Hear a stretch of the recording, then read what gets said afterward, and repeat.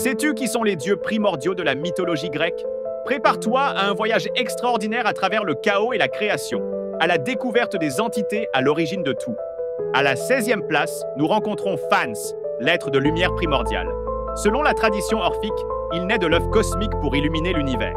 À la 15e place se trouve Ananké, la force inévitable qui régit tout. Elle incarne le destin incontournable, une figure centrale de la tradition orphique. À la 14e place se trouve Chronos, maître du temps éternel et inarrêtable, qui gouverne le commencement et la fin de toute chose. Il ne faut pas le confondre avec le titan Chronos. À la 13e place, voici Thalassa, la puissance féminine de la mer. Ces vagues ont contribué à façonner la vie elle-même, et elle est souvent associée à Pontos.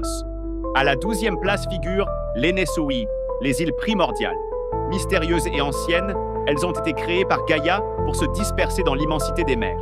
À la 11e place se dressent les Ouréas, les montagnes primordiales, enfants de Gaïa, qui offrent refuge aux dieux. À la 10e place, nous voyons Héméra, la lumière du jour, qui chasse l'obscurité de la nuit. Elle est la fille de l'union entre Éreb et Nyx. À la 9e place brille Éther, la lumière pure qui emplit l'atmosphère au-dessus de la terre.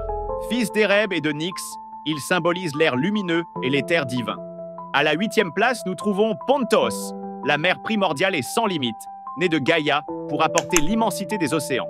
À la 7e place se dévoile Éreb, les ténèbres profondes qui enveloppent tout. Compagnon de Nyx, il est le père de la lumière et du jour, Éther et Héméra. À la 6e place, voici Nyx, la nuit éternelle et mystérieuse, mère de nombreuses divinités, dont le sommeil, les rêves et la mort. À la 5e place apparaît Eros, le désir primordial qui met tout en mouvement, une des forces essentielles de l'univers, rendant possible l'union des éléments.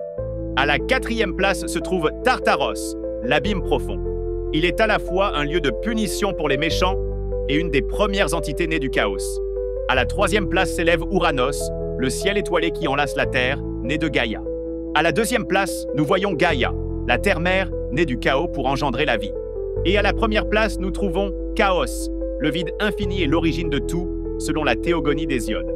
Voici donc les entités qui ont créé tout ce que nous connaissons. Laquelle te fascine le plus? Partage ton avis dans les commentaires.